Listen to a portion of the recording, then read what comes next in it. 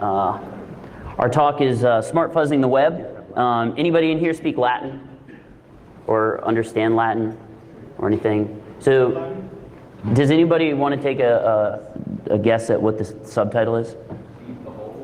Sees your holes. Well, close enough. Close enough. So there was a lively debate when we were putting this together. Apparently, a lot more people speak Latin than I really knew about. So after days and days of deliberation, it was decided that this was the correct subtitle. A little bit about us. We work for Fishnet. My name is Nathan Hamiel. I'm a principal consultant at Fishnet on the AppSec team. I'm also an associate professor of software engineering at UAT. Go ahead. I'm not introducing you. I'm Justin Engler. I'm also with Fishnet, and I'm a security consultant with the application security team. Justin's also known as J-Rock for anyone out there. I'm Seth Law. I'm also obviously with Fishnet Security. I'm one of the principal consultants, and yeah. I'm Gregory Fleischer. I'm also with Fishnet, and I'm a senior security consultant, and I do application security assessment work. So like he was saying, this is J-Rock. We went through one day and decided to give everybody on our team hip-hop names. So it was very entertaining. So an overview of what we're going to be talking about during the course of this presentation. So we have a few things that we want to cover.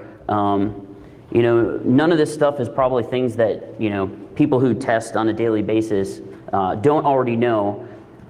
But some of these issues are things that don't get talked about a lot. Or we spend a lot of times as experienced testers, we spend a lot of time working around problems instead of solving them. So that's kind of what this is about. We're going to talk about problems with current tools and technology, current workarounds, things that people usually do to make things work when they don't work natively, some proposed solutions, and we're also going to talk about a tool we're releasing today called Raft.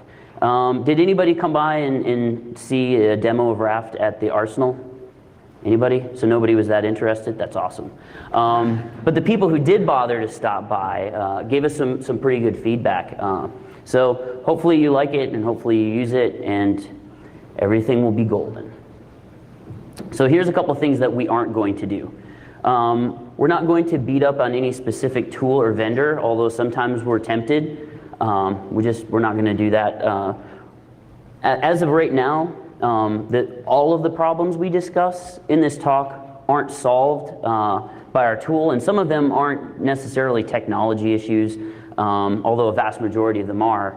And we're also not going to sell you a solution. Obviously, the tool we're releasing is open source. You can go download it, play with it, hopefully submit bug reports, write code, all that good stuff. And we also didn't want to just get up here and do a bunch of griping, and point out all the sky is falling and all the bad problems that are out there. So if you want to read about that stuff, read our white paper, because we put a lot of time into going through and saying, here's where automated scanners completely are falling down, and here are some of the problems with it. So, we're not going to be able to solve all those problems here today, but we wanted to get that stuff out there because a lot of times, people have moved into roles in application testing who aren't necessarily application experts. Maybe they used to be on the network team, and now they've been tasked with scanning their web applications. So they choose an off-the-shelf point-and-click tool, get some vendor presentations, it looks good, and they run it, and it comes back and says, hey, everything's okay, there's no problems. And they think, okay, I'm secure, I'm doing good. So we just want to get up and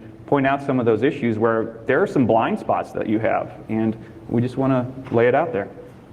Yeah, and there's also a tendency to try to purchase problems away. And complex testing issues aren't something you can just purchase away. It takes a lot of time, effort, and resources to find complex vulnerabilities.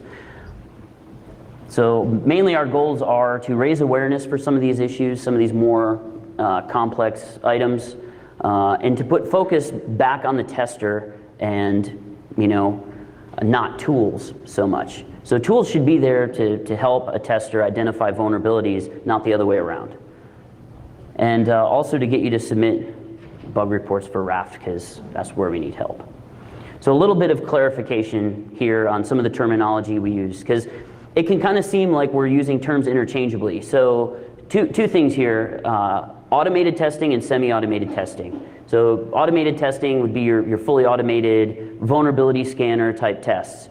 And how we kind of see that is that's like the Mac 10 on the right-hand side, right? It's not very accurate, and you have to get close, and you're spraying a ton of bullets and potentially hitting nothing.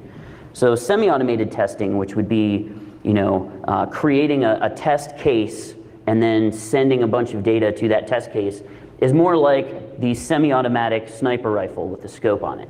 So you're narrowing down your problems, you're identifying a specific source case, and then you're running that case to completion. And we'll kind of use those terms interchangeably at times, so we're not trying to purposefully be confusing, we're just rambling. Okay, so let's move into some of the problems, right? Y2K called, right? They want their tools back. Any of the tools that are out there nowadays that you go and you click the button and you say, scan my web application, they fall down in a number of different ways. I mean, we've got the modern technologies that are out there, most prominently the CSRF tokens or anything like that. A lot of them just don't understand how to submit a web form that contains a CSRF token that changes from request to request. Your other modern technologies, the web services, the rich internet applications, anything like that. We could beat up on any number of vendors or even open source projects that just don't understand what is going on with them. Again, I've got other stuff listed up here, but those are the main things that we're really trying to address. All these problems exist, and there's definitely a hole there. Each of us tests web applications on pretty much a daily basis, and this is what we see. These are the problems that we run into with modern web applications. MVC, anything like that is going to cause your automated scanner to fall down. More problems, right? Externally collected data, any data that, who here tests web applications for a living, right? Okay, cool. So we got a fair number of you in here, right? You're using some intercepting proxy. You've got a whole bunch of data in this proxy. You've got a commercial scanner that you're using at the same time. Those two data sources, they don't connect. Right? You're looking in your application scanner for specific vulnerabilities and your proxy for others, and there's no good way to connect them both. It's a manual process for you to take that information, process those vulnerabilities, and then spit it into your report or to tell the client about it. And that's if you don't even have to write a custom script to do a test. A lot of these applications that we're dealing with require custom tests, custom scripting, and you may have to generate tens of thousands of requests through this custom script, unless you're storing it in a PCAP file on the network, and how do you deal with that data? So those are some of the issues that we've seen where we write these custom tests and we send all this data and we get those responses back, and that maybe we're looking for some very specific problem and we're kind of blind to everything else that's going on. Yeah, exactly. We're looking for these custom problems. We have all this data from our custom scripts, from our automated scanners, and from our proxy. We're not connecting those results, and then we're not running analysis on those results. I don't know how many times I've gone through a test and I've had to go back through and scan the application once again just because I forgot to check for something or something new has popped up. But I have all these results from previous spiders of the application that would be very useful if I were to analyze them in a smart manner. So, just because HTTP is stateless doesn't mean that our analysis needs to be stateless as well. With those automated scanners and with the semi-automated tools, a lot of times we're abstracting the results from the tester. The less that a tester understands about the application, the less they're going to actually be able to break it, right, and figure out where the problems exist. The more we understand about it, the better we're going to be at finding those SQL injection vulnerabilities or whatever it may be. And if you think about commercial tools that are out there right now, there is more of a push out there from commercial vendors to put more abstraction in place and less interaction from a tester. That's really not the best way to find complex vulnerabilities. Experienced security testers need interaction and not abstraction. Exactly. You think about the commercial scanners that exist out there. You give it a URL, you hit scan, you get a list of results. But if you don't understand what that application looks like from an architecture perspective, or or from a, what it's using underneath the hood, you're not really going to be able to break that application. All right, so a couple more problems here. We miss hidden portions of the application. I've listed out, accept header manipulation or user agent manipulation. If you're coming from an iPhone, your user agent is different than if you're coming from the Firefox web browser. And the application may respond differently. It may push you to a separate portion of the application. So if you're only using the web browser that comes with your testing tool, you may be missing a whole portion or even half of the application that exists within that website. And that's also like with web spiders. Often you'll see an application respond very differently if you say, oh, I'm Googlebot. I mean, people have been using that for years to access restricted portions of websites, but very rarely do we see testing tools incorporate that same type of logic. That's something very simple to do. Go through and re-request all the URLs in an application with a different user agent. Very simple, but yet we don't see it. Yeah, we all know HTTP. It's really easy to change anything within that request. And, but a lot of times we don't do it when we're testing the application. The tool doesn't do it for us. Okay, more problems. Risk-based logins. You see these with a lot of financial applications nowadays. Depending on where you're coming from, it may ask you for additional forms of authentication to prove who you are. In addition, in-session detection may fall down, right? In this case, down at the bottom, we've got an example from a test that we did where... So, okay, first of all, does anybody know what the problem is here? Do anybody see why this might cause a problem with certain vulnerability scanners? Yeah. So the in-session detection is probably keying off a regex on sign out. So it's going to assume that it's still logged in and has a valid session, even though it's very clearly being asked to re-log in. So this is common with, online stores that allow you to, save data to a shopping cart or something like that, and then have to re-authenticate on confirmation of next step or payment details. Mm-hmm. And I've also seen this on very highly templated sites. Like, let's say that there's a reseller of a product, and they'll have different skins, and they'll merge a couple of websites together, and you'll see those pop up when you switch between the two websites, like the checkout and the normal site. And the modern testing tools they just go bananas when they see that, because they can't figure out, oh, I'm not signed in. So they still run their tests. They think they're signed in, but nothing's working. Yeah, and I mean, you see this a lot with, especially the open source and, some of the other scanners that exist out there, it doesn't realize that it's logged out, but it sends all those requests, and all you get is, log into the login page again, and, you've sent 2,000 requests with that response.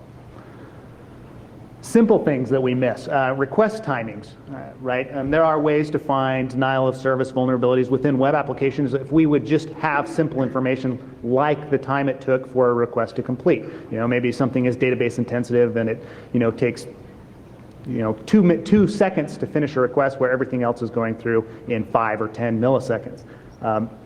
These tools just don't tell us about that. Authorization checks, and client-side storage locations, those new technologies, the HTML5 locations, the LSO objects, and Flash objects, anything like that. We're not analyzing that. We're not trying to fuzz that in the current environment.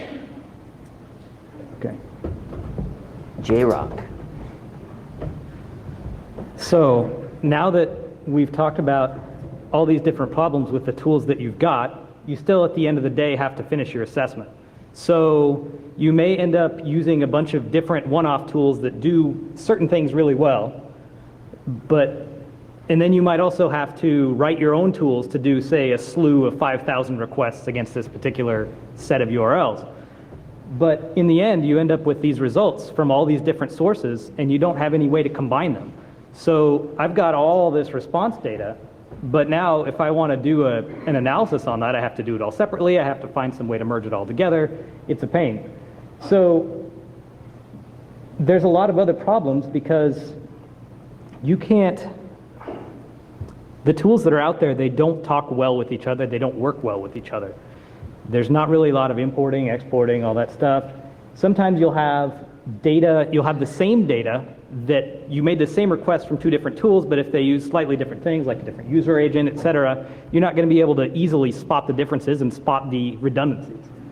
So you need to be able to hook up all this data into one place and then run an analysis so that you can put it all together and get the same results out of all of it. I mean, how many people save all the data for every request that they run?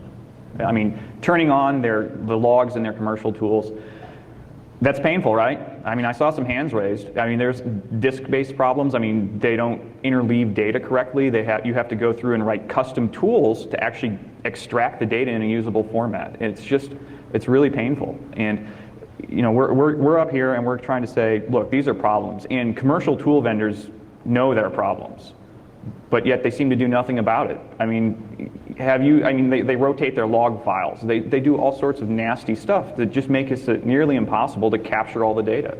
Because on numerous occasions, you know, we've done assessments, and like Seth was talking about, you have to go back, you find a problem, kind of like at the 12th hour, 11th hour, you find a problem, you have to go back, and if you had saved all that data, maybe you'd have a chance of finding it instead of having to rescan the entire site. I mean, that's not cheap. I mean, everybody says, oh yeah, network bandwidth is fairly inexpensive now, but time is not cheap. You know, there's only so much time, and you can save a lot of data to disk, and that sure beats having to retest an application. It also gives you the ability to find new bugs in old data. So if you keep the data and you have a way of, you know, efficiently storing that data, then you can find new bugs without having to send data to the app again. Even better when you found a bug from the results in tool A, now you want to see if it's in tools B, C, and D's results, because they all generated different stuff. You still need to get it all in one place. So we could try testing manually, but there's never any time to do that. Every assessment I've ever been on is time boxed. We usually get a couple weeks maybe, and there's just not time to do everything by hand when you've got a site that has 20,000 URLs on it, or, you know, 5 different sections of different applets, and it's just, you can't do it. There's no way. So then you could try writing your own scripts, but then again you have the problem of every single time you have to write a new script just custom made for this site, and then you have to find a way to analyze that data, and then you have to, it's just not a good use of the customer's time for us to continue to write the same scripts over and over again. So, and when you do that, you know, if I suspect that there's a SQL injection in this one thing, I'm going to write my script to try to track that down. But then it could turn out that there was XSS in there too, but if I didn't write that script, then I'm never going to see it. And because I'm not putting my results somewhere, then I'm never going to find it again later. So, one of my favorite interview questions, which after I say this I'll never be able to ask it when interviewing new candidates for our team, is I always throw it out there, you know, progressively getting harder questions, and then I say, you know, you're tasked to test an application, and you run into the application and realize that everything is random. So every single time, you know, the DOM lays out everything is random. That means the back button doesn't even work in the browser. Crazy stuff. How are you going to handle testing that when you know none of your current tools work? And the overwhelming majority of people say, I would test it manually, and the overwhelming majority of people fail that question. So the true answer is you either have to write something yourself or modify a current tool to do something for which it wasn't intended. So yeah, we've seen people use Selenium and Windmill and those type of testing, you know, QA testing tools. I mean, this is a kind of a problem that QA testers have faced for years, and they seem to be getting to the point where they're solving it. You know, looking at highly randomized data and having, you know, the ability to replay directly into the web browser. all right, so has anyone used Nick2 lately? Okay. One guy. See, yeah, 1, 2 hands. Dirbuster, anybody? Oh, okay, a couple more. All right. Do you know when the last time those tools, well, yeah, that's like coming up, so that's fine. So, remember when we said we weren't going to bash any particular tool? Well, kind of, not sort of, really, a little bit. Yeah, Nathan lied. So there's Nick2 and Dirbuster both, but Nick2 especially, it looks like a scanner, right? But what it's really doing is they've just got this big long list of URLs, we try them all, and we see which ones show something, and then you report that as a problem. But when was that actually updated last? It's updated about every year. But if you think about what it's doing, it's just basically sending a list of strings to your website and seeing if a very specific response comes back. Yeah. It doesn't do anything with any of the other information that was returned in that response. I mean, it could be missing significant issues.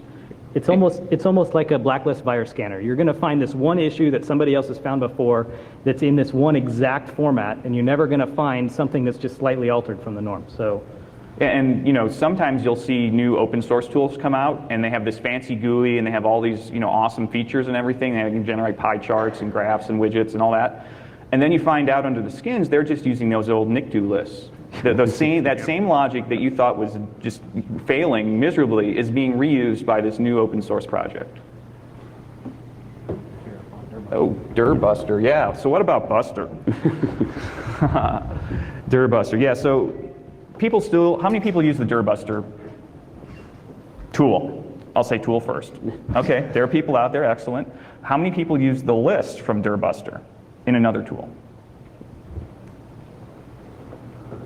Not seeing many people. So one of the things that people have started doing that we've encountered is they take those Dirbuster lists and they'll import them into something like Burp and run them through Intruder as a high efficiency way to find other problems. And those Dirbuster lists haven't been updated since 2007. 2007. And if you research how they were generated, they went out and they crawled a whole bunch of websites and they found a whole bunch of stuff. But if you think about the mechanism of doing that, they went out and they searched for stuff that they already knew about. And I mean, sure, there's some value in generating a very large word list. But if you think about how sites are constructed and how they're marketed and what type of effort goes into saying, here, come to my site, you'll start to find out that there's a lot of search engine optimization that gets applied so that you're finding things that are almost completely useless. So it just, on a normal assessment of in an enterprise application, you're not going to be finding a lot of Cialis directories. I mean, you're just not. And if you do, they have way bigger problems. They need to be doing some forensics on that box.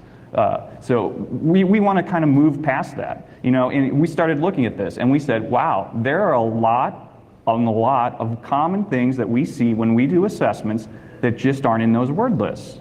And those are pretty much the only word lists that when we talk to people that they're using. So that was like, whoa, that's a really big red flag. So here are some of the common items that aren't in those Dirbuster small and medium lists. I mean, some of them are in the big list, but that's like over 1 million entries. I mean, has anybody ever seen the ASP.NET client directory on a web application? Anybody, Or how about those VTI directories, Those are on web applications that get deployed, and those contain very interesting information. So if you're kind of depending on Dirbuster lists to find those, you're kind of fooling yourself into thinking, yeah, I did a good job of scanning that website. So yeah, there's a lot of garbage in Dirbuster, and here's kind of our favorite example. I don't know if people know Jeremiah Grossman. Yeah. Some of you may have heard of him. Those are actual strings in the Dirbuster medium list. Jeremiah Grossman. I mean, do you think that's on a website out there? Maybe like one. Maybe White Hat. Of Yeah. course, we know that's on White Hat, but So it's like people don't stop and think about what these tools are doing and using as their data. There's a problem there, and we got to say, whoa. Hold on, there's got to be a better way to do it. And what was that, SVN Digger? yeah. Yeah, so what their approach was to go out and look through SVN and CVS repositories and pull data out, is thinking that, okay, maybe this isn't data that we will see when we're crawling the web, because it's actually stuff that developers have written that wouldn't normally be exposed. And so that seemed like that had some promise. I don't know if people have looked at those lists. I think they could probably do some cleanup and better sorting, but those guys have some promise. And we said, well, what else out there do people say, don't look here, don't look here, don't look at this on my website? People familiar with the robots.txt standard? So robots.txt defines a disallow value. And we said, why not go out and kind of crowdsource the web and look for what people are saying not to look for on my website? Because those are like the directories that they don't want web spiders going into and saying, oh, well, I don't want this on Google, so let me disallow Googlebot. Don't want to see it. So we said, okay, let's actually use that information. We don't have to crawl the site. Most likely there's directories that say, like, don't crawl here. There's probably a directory that exists there. So we went and took the Alexa and Quantcast top 1,000,000 sites, those are very popular to use, merged them together and came up with about 1.7 million websites out there. Went and downloaded, asked for a robots.txt file from each of them, HTTP and HTTPS when necessary, and we got about 1 million files back. And there was a lot of duplicates. There's a lot of WordPress out there, everybody, a lot of WordPress. And we came up with about 350,000 unique files. And from that, we generated some new word lists. And those are good. Those are out on the website now. We'll talk about that later. But the one thing that I did go through and do, and this was kind of painful, was pick out some keywords that were basically keyword stuffing into robots.txt file by Black Hat SEO stuff. So there's some pharma and mortgage keywords that have been exposed. So like I said, if you have a Cialis directory or a Percocet directory on your website that you're testing, you're not going to see that. So at the end of the day, one of the big things is to remember is that tools don't find vulnerabilities, people do. So our approach is to try to empower the tester to find these harder to find vulnerabilities and handle these new style web applications. So we decided to add to our tool something that we call a smart fuzzer. And when we started to design this, we thought about certain features that should exist in any modern semi-automated testing tool. That should be standard, that shouldn't be, shouldn't be optional, like it should be there. And a few of these things are session management without headaches. So one of the problems that people run into is when they design these tools, they don't really have tight integration of any of the components. So the components are usually in different places and they don't really have good communication between them. That's why you can't do certain things. That's why you're limited. So we thought one of the first things we would say is we wanted a shared cookie jar. So when you do your testing, you shouldn't have to say, okay, this is the cookie I want to track, this is the cookie I want to track, and everything else is just fine. So, kind of the approach would be to use a shared cookie jar. That way when you run a sequence or do something else, all of that data is immediately available to your test case. Proper in-state detection as well. So it should be able to detect when it's running into something and needs to re-authenticate or needs to resend the credentials back to the application. Another big thing is sequence running and building. So obviously a pre-sequence would be something like a login sequence, but you may need to run a cleanup sequence after you run your test case. So for instance, maybe you're testing a difficult application, one of those highly randomized applications, you might need to then run a logout sequence after you run your test case. And there's really not much out there to help you do that. There may also be multi-stepped operations, so you might need to do one thing, then another thing, then another thing, and then run your test. One of the biggest things about that is we keep going back to randomized data and CSRF tokens, right? Because a lot of people don't realize when they're testing these applications and they're using a tool and they send it to the semi-automated portion to run some of their own tests, they don't realize that all of the tests they're sending may be invalid because that token isn't valid anymore. So every single one of these tools should have the ability for you to be able to tag where the token value is and then put it inside of your payload and send it onto the application. Yeah, so let's say that your CSRF token, protecting against CSRF, is based off your session object. And let's say they just do something simple like take an MD5 with a session object and stick it in as their token. Well, you run your test, you collect all your values, and you go back and you want to test again later. Well, you get logged out and you get a new session. And all of those tokens in your previous request data are no longer valid. And if your tool's not paying attention, it's going to think, oh, I'm just getting back some responses that just look like the normal form, but there's no action being taken on the back end. The application's detecting, oh, this looks like a CSRF attack because this token's not valid. Well, I'll just send back the same form that you had before, if that's how it's implemented in the application. If you're lucky, it sends you to the logout, and maybe you get a chance to catch that early on in your test. Oh, yeah, so another thing that we really felt strongly about is content discovery. These new modern web applications, you've gotten to the point where it's like the bad old days again. I mean, if people remember testing web applications before there were fairly decent spiders out there, it was extremely painful to have to walk through the whole application, click on every link, do all that stuff. But we're seeing now with, especially commercial tools, a lot of open source tools, you have to walk through nearly the entire application for it to develop an understanding of it. And that's ridiculous because those links that are generated through DOM-based construction, pulled out of data sets through AJAX, you have a browser there that's doing that work for you. And you're just having to drive it. Why don't you flip that around and have your tool drive the browser? Shouldn't you be able to do that? Looking at more intelligent form submission, that was a big thing that we felt really was lacking. Being able to go back and record a sequence of requests, and then go back and flip what the form values that could get submitted in there is. Let's say you want to test one account number and then go back and replay that and test a different account number without having to manually go through that. And that's just a very painful operation in a lot of cases. And looking at better content discovery based on contextual information.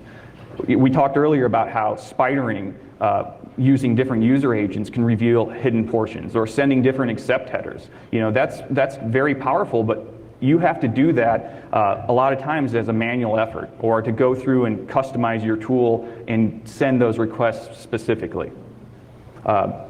In HTML5, I don't know where a lot of commercial tools that their heads are at with this stuff, but they're not picking up on it as best I can tell. In open source, I think has completely missed the boat on it in a lot of cases as well. So we have these rich internet applications, and those are pretty much unmined for vulnerabilities. Just even looking at the web traffic is sometimes an extremely difficult exercise. Looking at AMF traffic and figuring out ways to get in there and test those values. I mean, there's not a fuzzer out there really that can handle AMF in any sort of strong and powerful way. This is kind of you too. Oh yeah, so this is kind of talking about the randomized data, and in a lot of tools kind of approach this as, well, we'll use regular expressions. The old saying that goes, if you have a problem and you think the answer is to use regular expressions, well, now you have two problems. So a better approach is to look at, let's just pull this data directly out of the DOM, right out of the DOM, and that kind of leads you down one of two paths. You can either develop your tools as browser extensions, which means then you have something you have to inject into your browser, which has its own set of problems, or you can build a tool that includes a web browser in it. Directly inside your tool is a web browser, and you use that to go through and capture any DOM information that's available, store that, and replay it in later requests. And of course, any tool solution should have the ability for a tester to easily experiment with new features. So it should be fairly ergonomic to be able to go through and experiment with any new features to identify new vulnerabilities. So you guys ready to see what we've been working on now? We kind of laid out the problems. Ready to see the good stuff? Okay. Yeah. So this was like the boring part of the presentation, but we have to be up here and give you some background and lay some groundwork. Otherwise, the rest of this stuff is not going to make any sense. Yep. It can't all be exciting. Yeah. Yeah. Speak for yourself. So we created this tool called RAFT, and it stands for Response Analysis and Further Testing. And this tool, like many tools, was born out of necessity. At first, it was a very simple necessity. Doing a lot of custom testing, I got tired of having to try to analyze all the data I was collecting. So I basically said, it would be really nice to have a way to visually look at the data I've collected with my tools and scripts. And that's kind of how it started. Of course, it's nothing like the simple beginnings, but it basically had a few different widgets and allowed you to collect data and see that data, syntax highlighted, Yeah, it was zoom in, basically a zoom out. SQLite browser Yeah. initially. So, and that's part of the problem, because when you talk to people who do tests and who write custom tests, some of the answers that I've heard from, well, what do you do with the data after you get it back, is pretty crazy. Because they would say they would put it in SQLite format and then use SQLite browser, which is only one step above being a sadist. because there's no analysis, there's no way to properly view that data. You'd have to then write other tools to go and mine that data. So that's kind of how it started. And we have a few demos here. So this is you, J-Rock. So RAFT stands for Response Analysis and Further Testing. That F can actually do a few other things too. We'll get to that later. So what's the biggest difference between RAFT and most of the other tools that are kind of targeted at the same area is that we're not an inspection proxy at all. We just left that out. So we're kind of giving you a different paradigm for how to finish your work and how to both get data into the tool and do things to the data you already have, add new data from the tool, etc. We've been working on RAFT since early this year. Yeah. Early this year, and one of the big things it does, even if you didn't use any of the other testing tools, like day one, you'd be able to go back and get analysis for other tools you have in scripts. I mean, even just that piece, without using any of the other tools we have implemented, is a huge win for you when you go back and start having to do an assessment on Monday morning. That's assuming you're saving your data. That's assuming. And it's all open source, Python 2.7-ish? We'll get to that in a minute. Yeah, 2.6.5 and above. Python and Qt. This is a tool that's intended for people that already know how to test websites. This is not the fire and forget app scan type, click it and it just tells you what to do. This is really intended for somebody who already has done this before, just needs some help with some of the things there aren't good tools for. We understand the output from a lot of different tools. We can import RAFT data of several different types because we are RAFT. We can import burp data of several different types. We can import paros. Yeah, log data and conversation data. And we've also got our own format, so if you're not using any of those, you can usually convert it to XML and then we can pick it up. We don't have an inspection proxy for you to use to get that stuff. Did we mention it's not an inspection proxy? Yeah. That was like when we did our arsenal, spent our time out there at the arsenal, that was like the #1 thing people said is like, is this an inspection proxy? And we're like, no, it has a web browser built in. You don't need an inspection proxy. We're capturing all the traffic from your web browser. And that like throws people for a loop for some reason. It's like there is absolutely no other way to get data in anything without an inspection proxy. You guys are losing your minds. I know that when I use burp and when I use AppScan or things like that, their built-in browser is the last thing I want to use because it seems like it's really slow. It doesn't really support things well. We just pulled WebKit straight in. So if it works in Safari, it works in Chrome, it's going to work right here in Raft. We've also got a couple different fuzzers. And we've also, not listed on the slide, we have analysis, which is the A in Raft. And that helps you figure out what you're going to do after you got all your data. Boring platform information, runs on Mac, runs on Linux, runs on Windows. Easiest way right now is just to do it on Linux. You'll need to grab a few dependencies from apt-get. In Backtrack, I think you need to do one apt-get of what? Qscintilla 2. So if you have Backtrack 5, you just need to do apt-get install Qscintilla 2. And then download the tool, and it'll work right off the box. Yeah, as far as Mac goes, you're going to need to pull down everything through Mac ports. Works a lot better than the internally built-in. Yeah, and we are working on creating. It just wasn't done in time. So like an standalone .app for Mac. So won't be any need to deal with dependencies. Windows will work, but you're going to have to do some work compiling a few things because we've got a dependency that mainly LXML. LXML. You'll need to compile that, but it will work if you easy install is your best bet there. Yep. So dependencies, I'm not going to list all these off, but our goal was to keep any third-party stuff we were doing, we were trying to keep it packaged. The things that we couldn't, we were trying to minimize as much as possible. There's not a lot here. Most of it's easy stuff. So it's up now on Google Code. There's the URL. We'll have the packages soon like they were talking about. You can also submit bugs when you find them. We've already found a lot, and I'm sure there are a lot more to find. So one of the things I hope people don't do is download the tool and have something break, and then they're like, because I've done this in the past, so I'm guilty. I'll try a new tool, you know, and something breaks, and I'm like, this sucks, I'm never using it again, and the next thing you know, everybody's using it and telling you how cool it is, and you've like totally written it off. So I know I'm a hypocrite, but please don't do that, because we can fix them eventually. Yeah, I mean, like the tool's stable now, but it's probably going to be like another week or so before it's actually in usable condition for people to get down and dirty with for the some active stuff. testing For the tools. active You can do all the testing. analysis. Yeah, right all the now. analysis stuff is there, and it's ready to rock and roll. Import and browser all works well Yep. too. So if you just need to import stuff and analyze, you're in great shape. All right, so we talked about, and that's actually what we were just saying. So even if you don't need to do any further testing, this is great for grab all your stuff from all your other tools and then run whatever analysis you need to do. If you then discover that you need to hit the site a little more, use the built-in browser, look around a little bit, and then run whatever analysis you need. All the fuzzers and things, you could completely ignore that if that's what you need to do. I talked a little bit about data sources before. Here's a nice list. We've got our own formats. We've got Burp, WebScarab, Paros. It's pretty easy to write one of these, and Greg's going to show you a little bit about what the thing actually does. So bear with me here, because this is always a challenge to get over and On the other side. yep, the other way.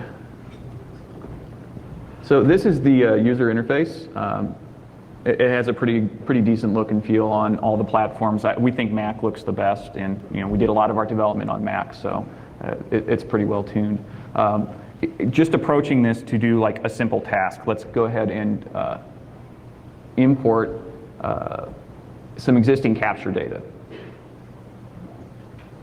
And the reason these things, obviously we're having screen resolution problems, so it's all squished and you can't really read all the tabs, but. There we go. So this is some capture XML. Our capture format is XML. We have a DTD that we've included. It's both in the white paper as well as in the code, so you can grab that. Pretty straightforward. We'll go through it in a little while, but go ahead and import our data. And right off the bat, this was just going out to Altero Mutual, and we were running this through a couple different proxies, doing a couple different tests, grabbing this data. So right off the bat, you know, we're not connected to the network in any way. So all of this data that we're rendering here is being pulled from our existing capture format. So we're taking the browser, rendering everything, pulling it out of the existing data, and you right away get a generated source view of all the internal data.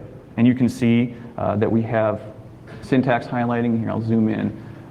One of our complaints is always that, you know, tools don't have decent zoom in functions, and so we're like, that's the first thing we're building in, is the ability to zoom in. You know, so even if you're just giving a presentation or you want to take screenshots for your documentation, you can have good view into your data. So this is a Scintilla for people that don't use it. They have pretty good syntax highlighting for a number of different languages. I'm going to jump in. One of the things that we didn't talk about yet, but every time I've had to write something custom and then end up with a bunch of data, it is really nice to just have it highlighted so you can read it. Every time when I get a bunch of data from something else and it's all in a SQL file or wherever I had to do with it, it's impossible to read it by hand. This way, it's a piece of cake. Yeah, so and we go through and we pull out of the data all of the links, so you get a nice list of links that you can take and import, copy into another tool. Any comments that have been found, none on that one. Scripts, so none there, but you get a request and response view. You can see the request that was sent and a view of the raw response that came back. We offer the ability to add custom notes, and if you have Burp Pro and run the scanner, when you import data that was from the scanner portion, all the notes come in. So that's actually very handy. If you have to go back and do some additional research into a problem, you can see all that data right there.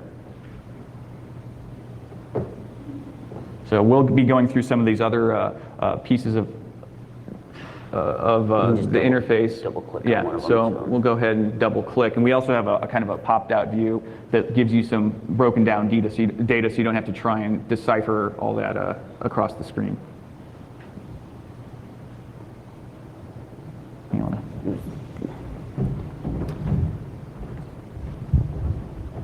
Go to the analysis. Huh? Just play. Did we go back? Yeah. Hit. play. No, you want keynote. Yeah. Apparently, I don't know how to use a Mac. Sorry, guys.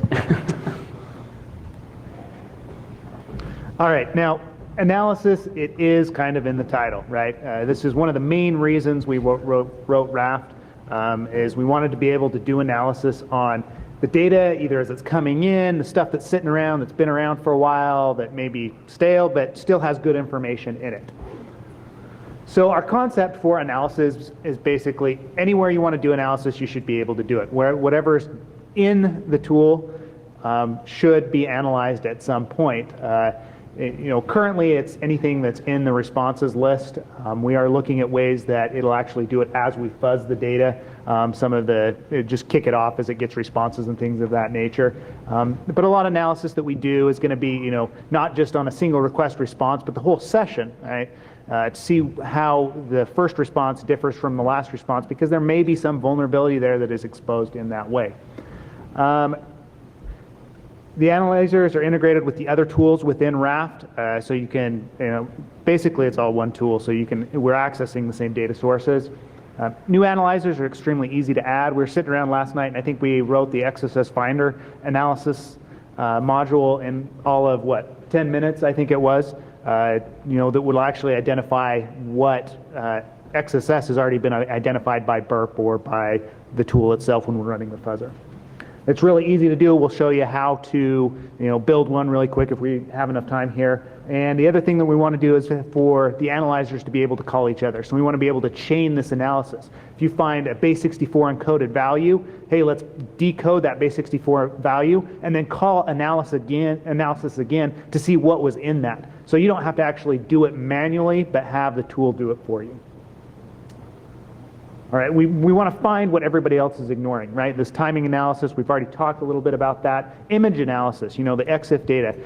Just recently, Google Images now supports, looking in the EXIF information within a JPEG. It'll tell you where exactly that person is located. But we can do the same thing. It's just something that has been ignored for a long time, but may be interesting. You want to know if you're posting images that actually, show your location on your public website, right? Or locations of your employees or anything like that. Could be interesting. The possibilities are really endless. If you can think about it and you can figure out what it is inside that data, you can write an analyzer to see what is there. Okay, so the demo. Which side are we on? The left? Yeah, or right? I don't remember. Okay, I'm on the right. Anything out Okay, there? so we've got a list of responses here. I think we've only got like 20 or 30. There's one icon up here at the top that does an analysis for us. It goes really quick just because there is very few for us to analyze. When we click the analysis tab, it comes back. In this case, there's only, 26 results because there's not that many requests. The analysis modules that we've already written, the analyzers, we're detecting .NET application server errors, insecure cookies. These are kind of low-hanging fruit that we've identified already. I've got the XSS Finder in there, but we didn't identify anything yet. We'll show you a bit later how we actually do that with the fuzzer. There's the sample template in there, and that finds a whole bunch. But we've also written a couple more generic analyzers for people to use. There's a regex finder and a string finder. So both of those, if you can write a regex, you can go in and actually put in something that's interesting to you. I think in this case, we might have found, some phone numbers or something along those lines. Right? Yeah, private information. But we're so big that I can't see. Yeah, so we've got a phone number that it's identified in there. And we've written a regex for that. But you can go and add that from the configuration itself of that analyzer. We know that the regex finder is in there. And we have a list of different things that the regexes that it's looking for currently. You can add them here, or you can code them up wherever you want to. Let's see. So there's more in there. If you're interested in what each of those analyzers do, go pull down the tool. Some of them are half-baked, but others of them are fully functional, and we are improving them. If you've got an idea for one and you don't feel like writing it, shoot me an email or shoot us an email, and we'll do our best to implement it because it is interesting stuff. Okay. That takes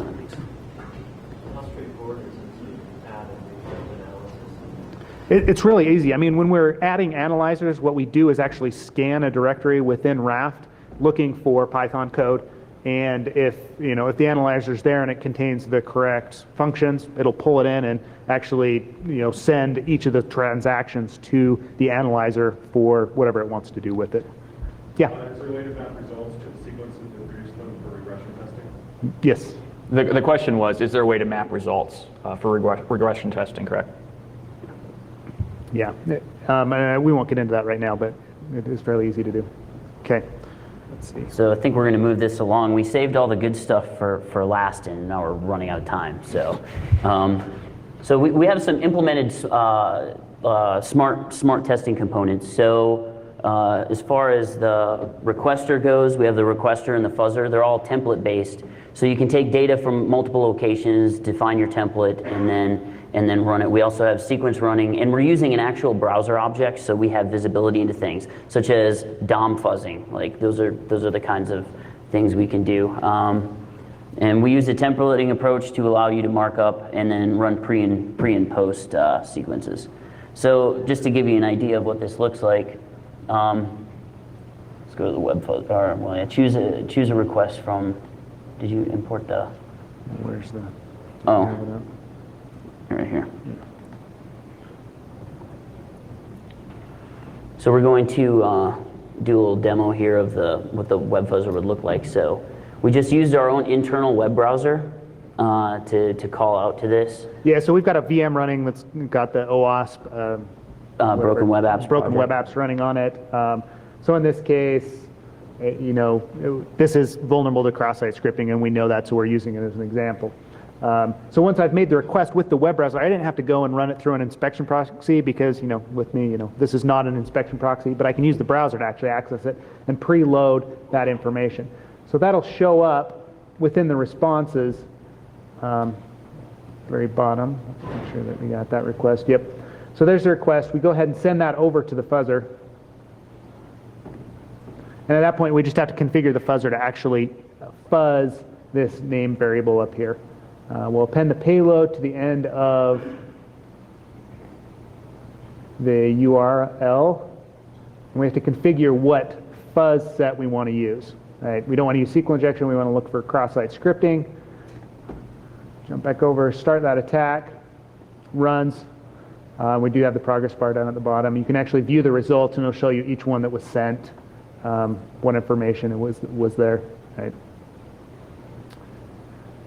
At that point, the fuzzer's been sent. We don't have actually those results yet. It's not tied in, but we can still just click the analysis button, and we've got another set of analysis that has run. Right?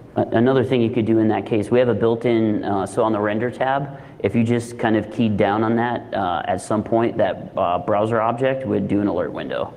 So if you wanted to do a really quick and dirty like that too, you could just thumb through, see all the results, and you get the pop-up. Yeah, so in this case, the XSS finder has identified, hey, I saw an alert box that came back from the request, and it's successfully rendered when I actually go in and view the results. So we know that this one is, in fact, an XSS vulnerability. Now, some of these won't pop up in an alert box because we are running WebKit. If it's XSS that only executes within IE, it's not going to execute, obviously, in WebKit. So you're going to have to still comb through the data a little bit, but this is refined it to a point that I only have to view 8 results rather than 100 or 200. I mean, XSS is one of those common problems that we have to comb through so much data when it comes back from an automated tool. Okay. So that takes us back to, where are we at? Sequence fuzzer? Yeah, so this isn't quite implemented yet, but we didn't have time to implement it before we got here. So basically, the being able to tag data from multiple locations and place it in your fuzz payload for CSRF tokens and such.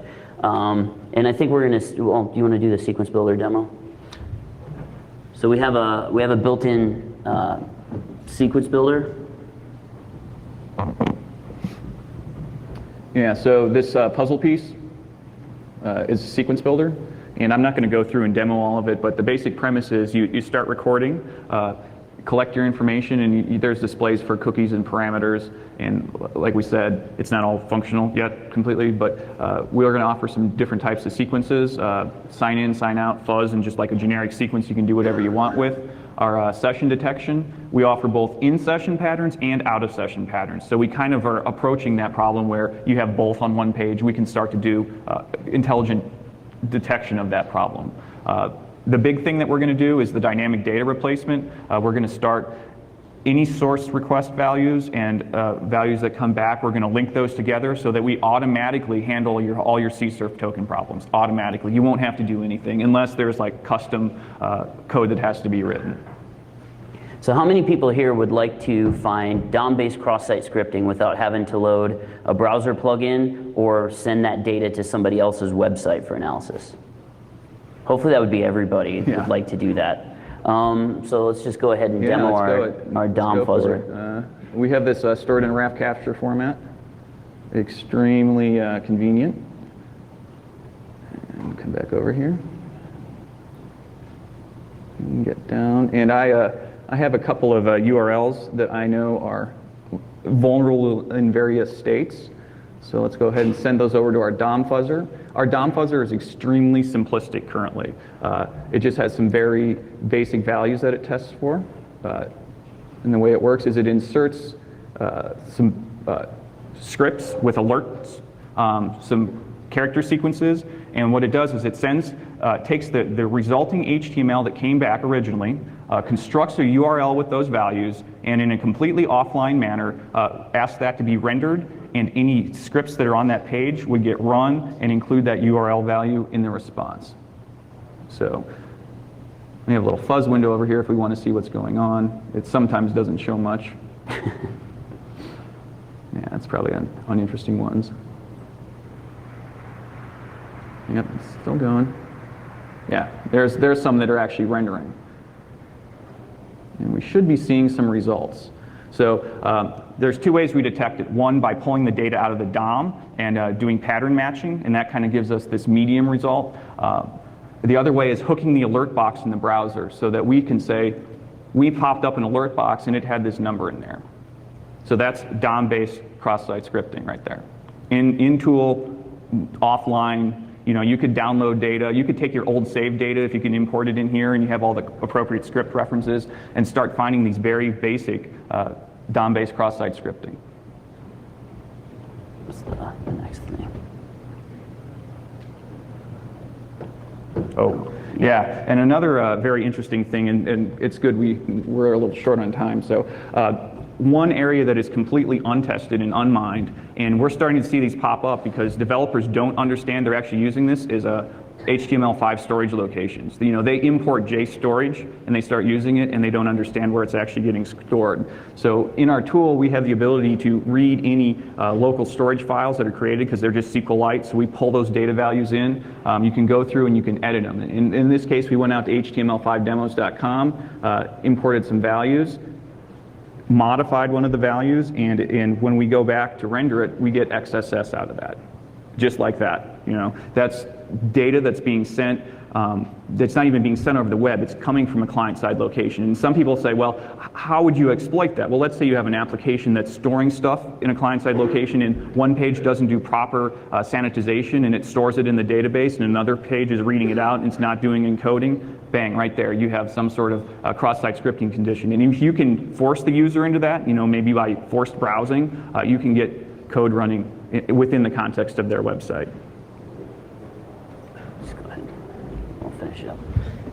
So basically, we're working on documentation, but obviously getting the tool working was kind of first. If you go out to our site, the Google Code page, you'll see that there's a wiki there where we started. JRock wrote some stuff about writing your own custom analyzer.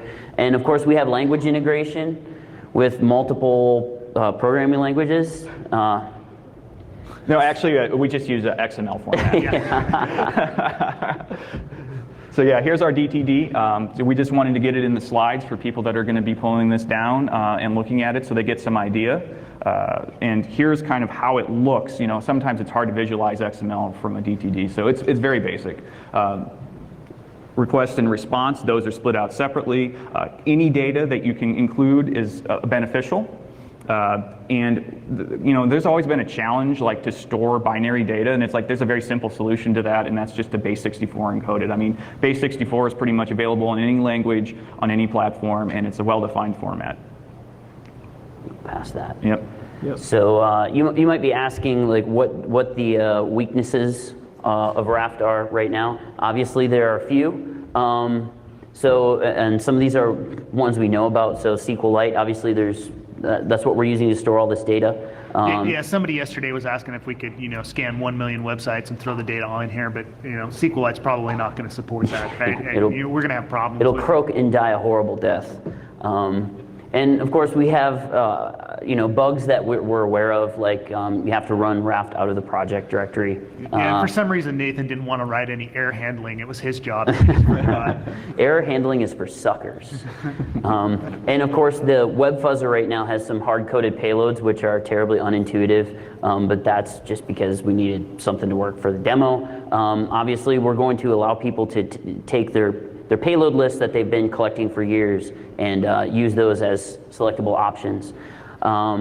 So we're aware of those, so please submit bug reports and feature requests. So there are some things that we have coming in the future. Obviously we have more analysis components. That's one of the things that we're on the hook for. We're also thinking about doing an integrated scanner functionality reporting output and a command line interface. And what we are not working on is an inspection proxy. Just in case anybody's wondering. Yeah, right? in case you're wondering. So, I guess that's it. So, if anybody has any questions. All right. Yeah. If you don't want to ask it now, feel free to come up and we'll talk with you after. There's one more important slide, Nathan. Yeah. Yes, feedback forms. Yeah, fill please out your remember to fill out feedback your feedback forms. That's important because if you sat in here this whole time, we think you probably were at least a little bit interested. So hopefully the people that left didn't hear about the feedback forms. So give us good feedback and we'll be back with new and crazy stuff. Thanks, guys. Thanks.